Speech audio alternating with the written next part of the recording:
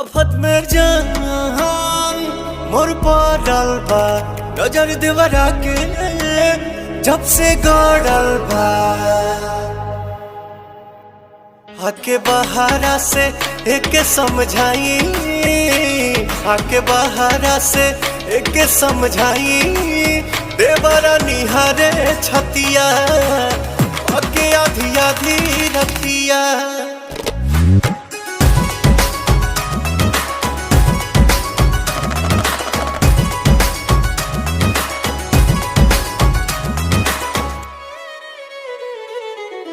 हमारे पभइल बा अब दीवाना लागता कि लूट ली सौसे खजाना कमर से बानी कमा जोरा राजा लागता कि छान दी गोरा राजा हमरा दर्द के चलता दवाई हमरा दर्द के चलता दवाई कैल चाहे चुमा चटिया आके आधी आधी रतिया